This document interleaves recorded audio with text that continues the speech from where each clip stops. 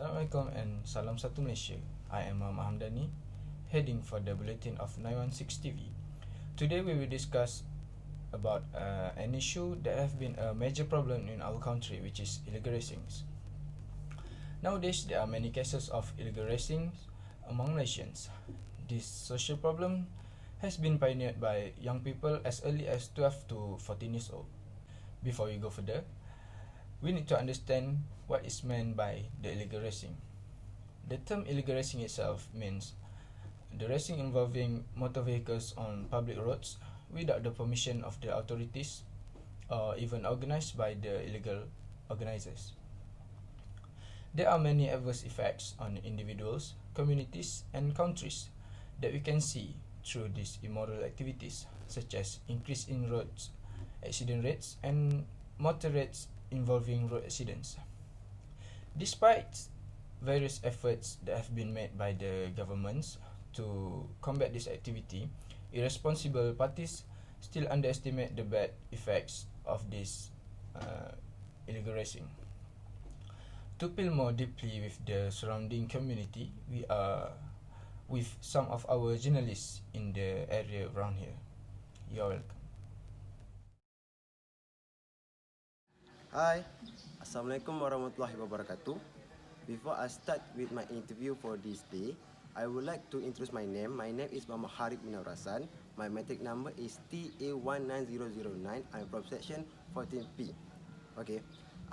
For this video documentation, I would like to ask for those involved in illegal racing. Okay. Let's come with me and find out and get an answer from them. Let's go. Assalamualaikum. Bang, boleh tak saya nak minta abang untuk interview saya punya video dokumentasi bang? Boleh. Okey bang. Okey. Okey bang Ya. Hari ni saya punya video dokumentasi. Saya ada buat satu orang cakap dokumentasi mengenai masalah isu lumba haram. Okey bang Saya ingin bertanya abang dengan sejujurnya bang Alright. Bagaimanakah boleh terlibat dalam gejala lumba haram ini bang? Oh, lumba haram ni kadang-kadang dia sebab pengaruh rakan sebaya kan. Satu lagi atas bimbingan ibu bapa lah. Kadang-kadang kalau ibu bapa tak dapat nak bimbing benda tu, jadi macam kita kadang-kadang terpesong jugalah kan. Macam saya maybe sebab pengaruh rakan sebaya kot. Okey bang Soalan kedua bang Sejak bila abang berkecimpung dalam gejala isu lumba haram ni bang? Isu lumba haram ni sebenarnya macam saya starting main motor ni masa sekolah menengah lagi. Tapi macam start lumba haram ni bila motor tu dah rasa macam kita dah OG kan. So dia starting lepas pada habis sekolah tu saya start main lah.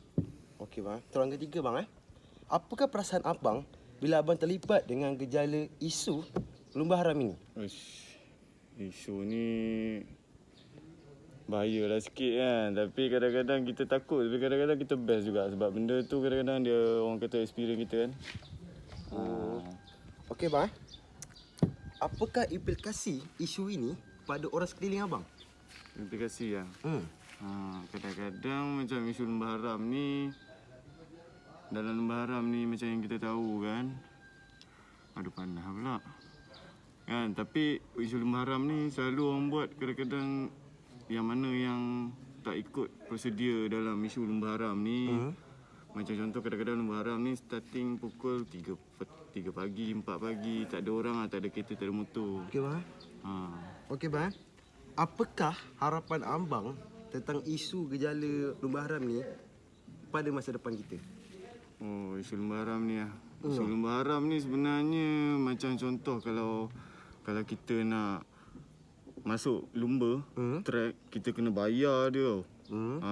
So lumba haram ni maksudnya tak ada prosedur, tapi kita kena ikut kita punya ni lah. Macam kena pakai helmet apa semua tu lah. tetap akan ada peraturan dan keselamatan perlu dipatuhi. Tak ada peraturan. Sebab benda tu kita buat macam ikut kita je. Kalau kita nak starting game apa, kita main jalan tu dengan sampai jalan tu je. Okey bang. Macam kalau main kat Sepang, Lita Sepang tu, dia ada prosedur dia, kita kena ikut track dia. Okey bang. Okey bang. Terima kasih atas kerana kesudian abang untuk mengambil tempat dalam saya punya interview. Okey. bang. Assalamualaikum warahmatullahi wabarakatuh. My name is Muhammad Ali Daham bin Abu Bakar. TA 19021. Today we are going to interview my mom. I will ask to my mom about what her opinion about illegal racing. So mama, apa pendapat mama sebagai ibu bapa pada saya? Yes. Tentang kegiatan lembah haram. Okey, Assalamualaikum dan selamat pagi. Secara totalinya, kegiatan merempik ini bukanlah satu aktiviti yang sihat. Kebanyakan remaja yang terlibat dengan aktiviti merempik sekadar berseronok, sekadar suka-suka. Mereka tidak memikirkan kesan daripada perbuatan tersebut. Contohnya jika berlaku kemalangan. Betapa ramai remaja yang terlibat dengan kemalangan akibat merempik yang cacat anggota badan dan ada yang sampai cacat seumur hidup yang meninggal. Puncanya kenapa? Sekadar untuk seronok ataupun sekadar dicabar oleh kawan. So, peranan ibu bapa pertama memantau kegiatan anak-anak. Kena tahu, kena cakna, kena ambil berat. Kemana anak kita pergi, dengan siapa dia berkawan.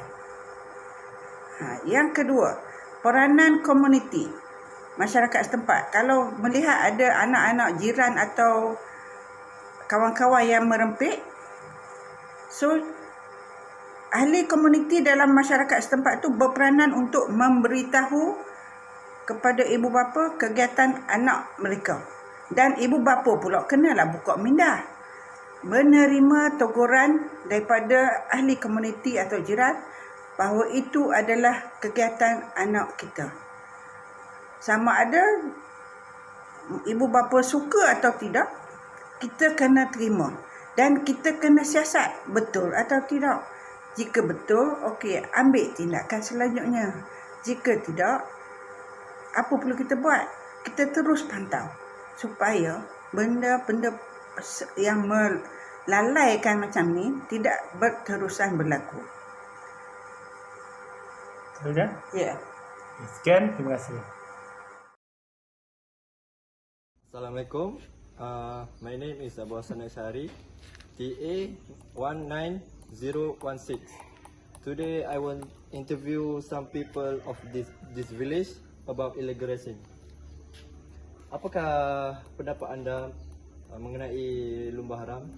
Hai. Pendapat saya pasal lumba haram. Lumba haram ni dia bahaya sebenarnya kepada masyarakat. Pertama, kemalangan. Ya, nama lumba haram. Kalau masuk hospital, insurans cover. Itu satu. Yang kedua, bahaya kat masyarakat setempat. Okey, contoh, dia dengan saya berlumba. Lepas tu, cik yang cameraman ni duduk tepi jalan, lepas tu accident, mati. Siapa yang salah? Saya ke cik? Jadi saya lah. Dia.